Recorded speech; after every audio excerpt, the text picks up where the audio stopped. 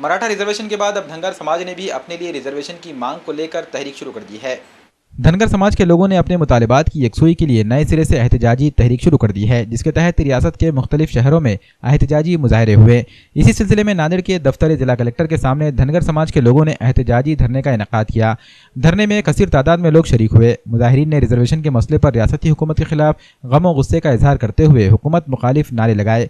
रियासत की बीजेपी हुकूमत ने इंतखाबात के मौके पर धनगर समाज को भी रिजर्वेशन देने का वायदा किया था, लेकिन 4 साल बाद भी इन्हें रिजर्वेशन देने के बजाय महज यकीन दहानियां मिल रही हैं। ऐसे में मराठा समाज की तरह धनगर समाज के लोग भी ये महसूस कर रहे हैं कि रियासती हुकूमत इन्हें रिजर्वेशन देना नहीं चाहती, बल्कि महज यकीन दहानियों से बेवकूफ़ बनाने की कोशिश कर रहे हैं। एहतजाजी धरने में शरीक धनगर समाज के कायदीन ने अपने तासुरात जाहिर करते हुए कहा कि धनगर समाज को आज कई मसाइल का सामना करना पड़ रहा है। पसमानदगी के मामले में ये समाज दीगर पसमानदा तबकात की तरह मसाइल का शिकार है। तालीम और रोजगार में मौके नहीं मिलने से इस समाज की तरक्की नहीं हो पा रही है। ऐसे में रिजर्वेशन का हुसूल लाजमी हो गया है। इस सिलसिले में बीजेपी ने सन 2014 के आम इंतखाबात के मौके पर धनगर समाज को रिजर्वेशन देने का वायदा किया था, लेकिन अब हुकूमत अपने वायदे से पहलू तही कर रही है। मुख्तलिफ रुकावटों का बहाना बनाकर धनगर समाज को रिजर्वेशन देने से इनकार किया जा रहा है। ऐसे में धनगर समाज ने नए सिरे से एहतजाजी तहरीक शुरू कर दी है।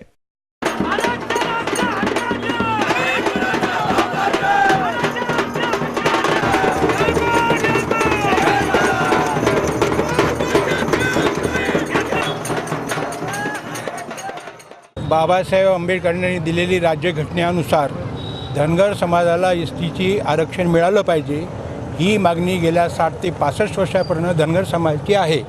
पण 60 ते 65 वर्षामध्ये राजकारणी लोकांनी जाणून बुजून धनगर समाजाला याच्यापासून वंचित ठेवलेला आहे आणि तो असंतोष आणि तो आक्रोश म्हणून गेल्या विधानसभेत तत्कालीन जे अभ्यासू म्हणून जे विरोधी पक्ष नेते आणि तत्कालीन पक्ष प्रदेशाध्यक्ष होते भाजपचे, त्यांनी आश्वासन दिलं बारामतीला की राज्यसत्तेवर आमचा पक्ष आल्यानंतर येणाऱ्या पहिल्या मंत्रिमंडळाच्या बैठकीमध्ये धनगर समाजाला आरक्षण लागू करू, अशा प्रकारचं अभिवचन दिलं।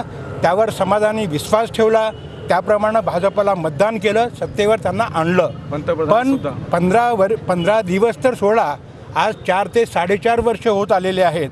अजूनसुद्धा धनगर समाजाला काहीतरी कारण दाखवून हे आरक्षणाचं प्रकरण अजूनही प्रलंबित ठेवलेलं आहे आणि तो आक्रोश व्यक्त करण्यासाठी, दिलेल्या आसनाची पूर्तता करण्यासाठी, त्याची आठवण सांगण्यात देण्यासाठी हे आंदोलन आम्ही सुरू केलेलं आहे। आमची अशी विनंती आहे सर्वांनाच की राज्य शासनाचे जे राज्यकर्ते आहेत, विविध पक्षातले जे नेते आहेत, त्यांनी हा आमचा आक्रोश, आमचा हा तीव्र असंतोष त्यांनी ध्यानात घ्यावं। दिलेल्या आश्वासनाप्रमाणे येणाऱ्या निवडणुकीच्या अगोदर धनगर समाजाला आरक्षणाच्या सवलती कुठलंही कारण न दाखवता लागू करावं, ती अंमलबजावणी करावी, ही मागणी आमची आहे। अन्यथा याच्यापेक्षा तीव्र आंदोलन महाराष्ट्रामध्ये आम्ही धनगर समाजानं करण्यात येऊ, हा इशारा आज नांदेड जिल्हा धनगर समाजाच्या वतीनं आम्ही देतोय।